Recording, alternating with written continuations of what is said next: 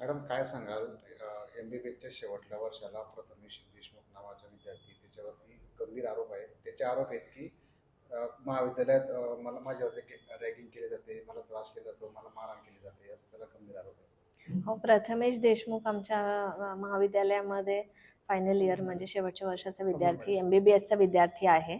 आणि पहिल्या वर्षाला तो जेव्हा होता MBBS तेव्हापासून आतापर्यंत त्याने विविध वेळा तक्रारी केल्या आहेत.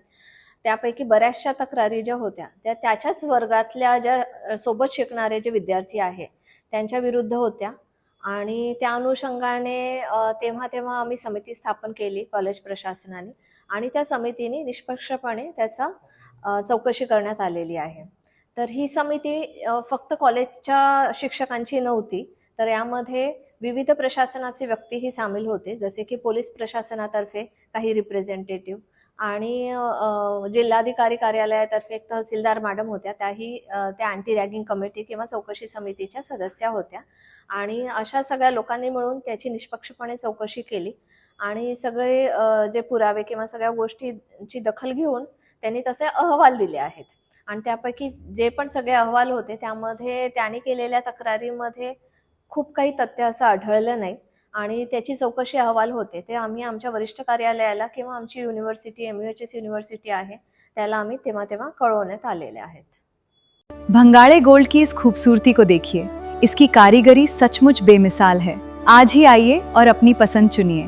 ये सिर्फ गहना नहीं, आपका गौरव है। तर प्राध्यापकांबद्दल पण जेव्हा जेव्हा म्हणजे तो फर्स्ट इयरला होता तर तेव्हा फर्स्ट इयरच्या काही अध्यापकांविरुद्ध, सेकंड इयरला आल्यावर तसं त्यांनी बऱ्याच वेळा मेनली जे समितीचे सदस्य होते किंवा इतर अध्यापक आहेत तर त्यांच्याविषयी अशा तक्रारी केलेल्या.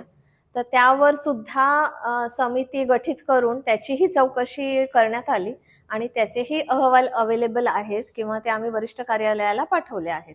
त्या अहवालामध्ये पण काही तथ्य आढळून आलं नव्हतं.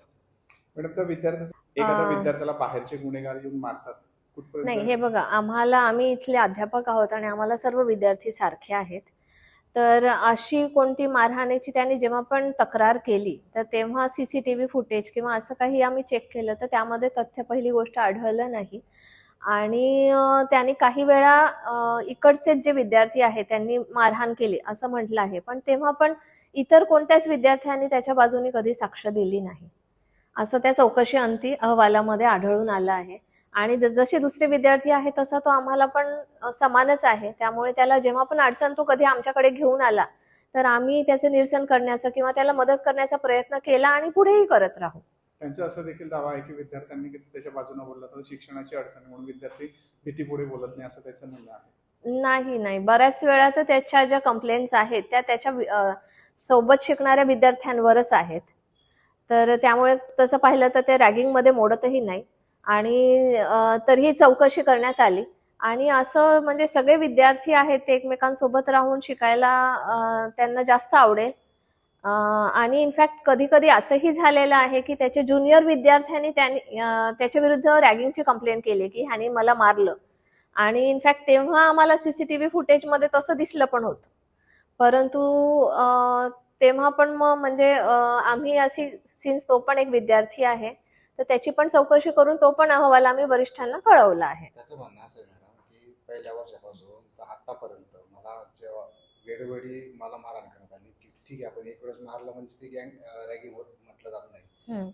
नाही, मारणं ही रॅगिंग होतेच. असं म्हणणं आहे की जेव्हा बी एक्झाम होते, एक्झामच्या आदल्या दिवशी मला मारलं जातं नंतर मी कमजोर पडू यासाठी असं केलं जातं. हो, तर मग तेच मी तुम्हाला म्हणते की आम्ही इथले अध्यापक आहोत किंवा इथले अधिष्ठाता आहे किंवा सगळं प्रशासन आहे, आमच्यासाठी सगळे विद्यार्थी सारखे आहेत. आणि आम्ही एक हेतुपुरस्कर एखाद्या विद्यार्थ्याला काही इजा होईल किंवा त्याला शिकायला नको असं कोणीही वागायला म्हणजे आम्ही वागत नाही. आणि आतापर्यंत त्यांनी जेव्हा जेव्हा ही कंप्लेंट किंवा तक्रार केली आहे तेव्हा त्याची चौकशी झाली आहे. एवढंच मला वारंवार सांगावंसं वाटतं. होय. तेव्हापासून त्याला कमीत कमी 2.5 ते 3 महिन्यापासून जरा तो व्यवस्थित होता. म्हणजे तक्रार केली म्हणजे 3 महिने अवधी शांत असतात, नंतर परत तीच परत बोंब होते. नाही, मग मी तेच तुम्हाला दाखवू इच्छिते की आम्ही त्यांनी केलेल्या तक्रारीचं पूर्ण हे असं एक कंपायलेशन केलं आहे आणि त्यामध्ये त्या तक्रारीची झालेली पूर्ण कार्यवाही म्हणजे चौकशी, त्या चौकशी समितीत कोण कोण होतं, त्याचा अहवाल काय आला, तो कोणाकोणाला आम्ही पुढे पाठवण्यात आला, हे सगळं यामध्ये आहे. तर यामध्ये आपण बघू शकतात की भरपूर मोठी ही तक्रारांची यादी आहे. हे काही तक्रार त्यांनी केलेल्या आहे, काही तक्रार त्याच्या विरुद्ध आहे. त्याच्या वर्गमित्रांनी पण त्याच्या विरुद्ध तक्रारी केल्या आहे. एका मुलीने पण रिसेंटली त्याच्या विरुद्ध तक्रार केली आहे. तर या सगळ्या तक्रारीचा अहवाल हा अवेलेबल आहे आणि असं कंपायलेशन पण यामध्ये आपण बघू शकतात की सगळ्यांची चौकशी झाली आहे आणि निष्पक्षपणे त्याची आम्ही म्हणजे असं त्याला हेतू पुरस्कर त्रास देण्याचा असा कोणत्याच प्रशासनाचा हेतू नाहीये किंवा तसं कधीच करण्यात आलं नाहीये. त्याचं असं देखील म्हणणं आहे की मी त्यावेळेस तक्रार पोलीस स्टेशनपर्यंत केलं, त्यानंतर शासकीय वैद्यकीय महाविद्यालयातून मला प्रेशर करण्यात आलं होतं, मुलांच्या वतीने टॉर्चर करण्यात आलं होतं, मुलींकडनं देखील तक्रार करून माझ्यावर टॉर्चर करण्यात येत आहे, नाही, असं त्याचं म्हणणं आहे. कुठपर्यंत हे- नाही, याच्यात काही तथ्य नाहीये.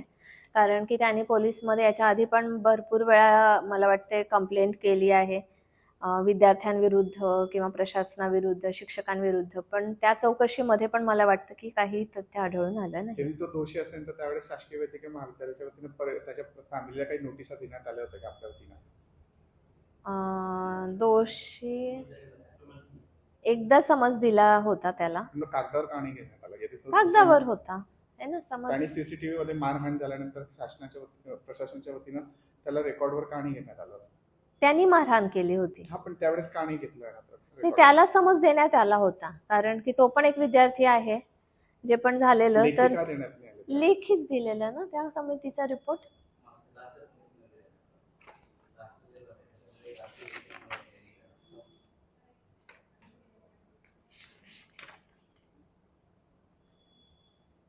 एकदा त्यांनी ज्युनियर मुलाला मारहाण केलेली अशी तक्रार होती, ज्युनियर मुलांनी त्याच्या विरुद्ध केली होती. तर तेव्हा त्याच्या चौकशीमध्ये आढळून आलेलं की बाबा सीसीटीव्ही फुटेज भेटलं होतं, पण तेव्हा त्याला समज देण्यात आला होता. कागदा स्वरूपात का नाही घेण्यात आले समज? कागद स्वरूपातच असेल. असं- म्हणजे मी त्या समितीत नव्हते, त्या चौकशी समितीत मी नव्हते.